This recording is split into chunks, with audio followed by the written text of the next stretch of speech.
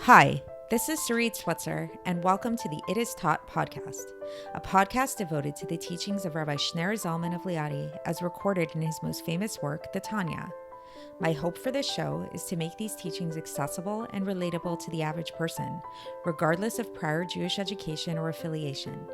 The episodes follow the prescribed daily study portions and are meant to serve as practical lessons in how to live your life as your true self and develop an authentic and powerful relationship with your Creator. I have personally experienced the effects the study of this work has had on me, and I'm excited to share what I can of this knowledge with you. So please join me on this journey of learning, self-growth, and connection with your source.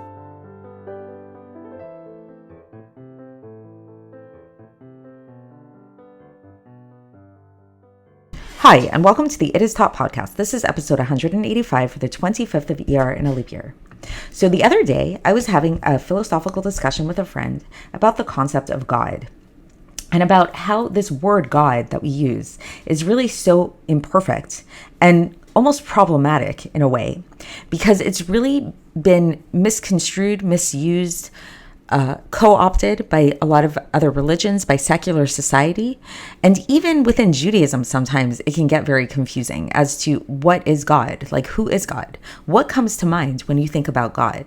So for a lot of people, the image that there's conjured up in their mind when they think about God is they think of this old man in the sky who's has a long white beard and who's smiling down at the whole world or something like that.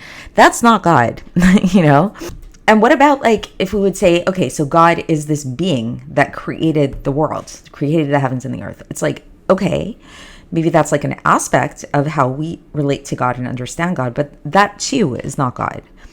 Maybe we can say that God is like the animating force in all of creation. This is something that's like a more Eastern kind of view. Animism believes this. Animism believes that in every single physical object, there's like a spiritual power that is kind of like, you know, God, basically, that can help us in some way. So it's like you look at the tree, you look at the rock, you look at a house, you look at a book, all these things each all have God within them. We don't believe that as Jews. We don't believe that God is contained in any one thing.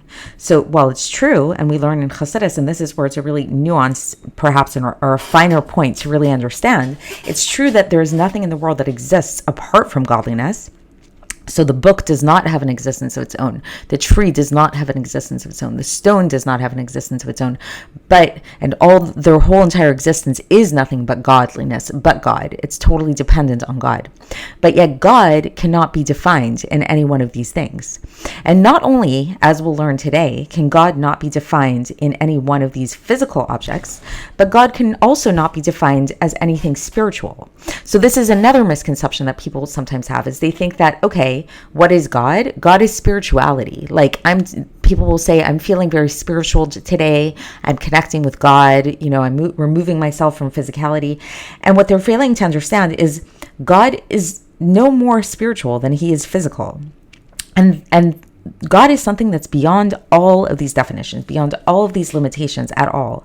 And so in today's episode, what we're really going to focus on is the spirituality, is the fact, and we're really going to get into the spirituality and talk about how that those myriads of worlds and those spiritual realms, they may be very spiritual, and they may, in a certain sense, reveal godliness a little bit more than it's revealed down here in our physical world.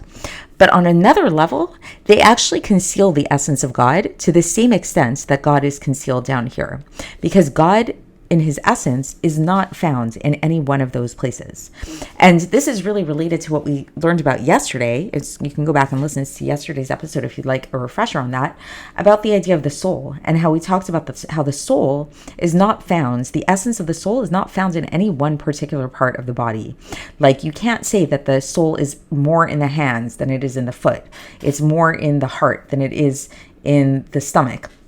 And even when we talked about the mind and how we said that the soul is more revealed in a certain way inside of the mind, it's not more present in the mind than anywhere else. The soul is equally in the brain as it is in the hand. And not only is it equally there, it's equally concealed. Even within the brain, you can't look inside the brain. Nobody's going to like open up the brain and do like an autopsy on somebody and say, aha, here is the soul. You will not see that soul in any part of the body. It's hiding. It's not there in a revealed way. And so today we're going to learn about how this is equally the same case in terms of God, and how even in the most spiritual realms, in every single realm that there's no place in the spiritual realms that we can point to and say, aha, this is God. This is where God is contained. God is equally hiding in the spiritual realms as he is here in our physical world. So let's get into the text and see how the Alter Rebbe explains this. And for context, we are in the middle of chapter 51 of Likkutei Amarim of the Tanya. And so the Alter Rebbe begins and he says that just like this, just like we were talking about when it comes to the soul, this idea of, by way of analogy, then how the soul fills the entire body. So we can say the same thing, that God fills all of the worlds in order to vivify them. And in every single world, there are an infinite number of creations to an nth degree, like totally beyond limits, myriads upon myriads, many different levels of angels and of souls. And so to worlds, there's an infinite number of worlds, higher and higher. So it's not just like we look out into outer space and we see these planets that are existing there and our expanding solar system. So that's on a physical level. But then imagine even on a spiritual level, there's so many worlds and it's infinite. There's really an infinite number. But then when it comes to God's essence, when it come to the essence of the Ein Sof, of we call God the Ein Sof Baruch Hu, that's the best we can refer to him as the infinite one, blessed be he, then his essence, his being and essence is equal in the higher realms as it is in the lower realms.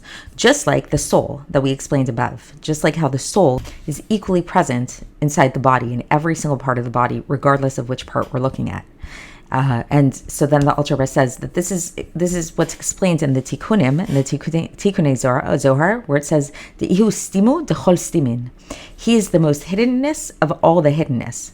So what that means is that even in the high worlds that are hidden from us, so that are really concealed from us, like they're too lofty for us to really be able to understand, God is actually still concealed there, just in the same way that he's concealed here in the lower realms.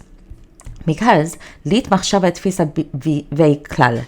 no thought can grasp God at all, even in the highest of all realms. So it's like we think of these higher realms, and we talked about it a little bit even in Tanya, about how they have this like heightened perception of spirituality and of godliness and of what's really going on and truth and all of that. Nevertheless, even in those highest of high realms where their perception is so fine-tuned, so attuned, God himself, in terms of his essence, is just as hidden as he is down here. And he's found there just as much as he's found here.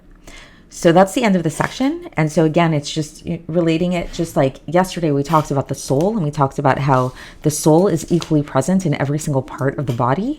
But just the same way that it's present in every part of the body, it's also concealed within every part of the body. Like we can't point to any part of the body and say that's where the soul is, that's where the soul is not. That's how it is when it comes to God. And when we think about God filling all the worlds and being present in all the worlds. And what we'll see where this is leading up to is a question which we brought up yesterday, and it's going to be addressed as we get further into the chapter, is that if this is true, if this is really the true truth, that God is everywhere equally present and he's also equally concealed, why is it that we have special places? Why do we have something called the Holy of Holies? Why do we have a temple? How and in those places we say that God dwells within there? What does that mean when we say God dwells there? If we just finished learning about how God is equally in every single place. So stay tuned for an elaboration on that, and we'll continue along these lines tomorrow, and I will speak to you then. Thanks for listening to the It Is Taught podcast, hosted by Sarit Switzer. This podcast is dedicated in loving memory of my maternal grandfather, Avraham Yitzchak ben Binyamin HaKohen of blessed memory. Music by Shoshana. If you enjoyed this episode and would like to support the show, please share it with others and subscribe on YouTube, Apple iTunes, Spotify, or wherever you listen to podcasts. And make sure to leave us a 5-star review. To find out more about the It Is Taught project, including more information on my soon-to-be published book, please visit our website, itistaught.com. To catch the latest from me, follow me on Facebook, Instagram, and Twitter. Looking forward to speaking with you tomorrow, and until then, have a great day.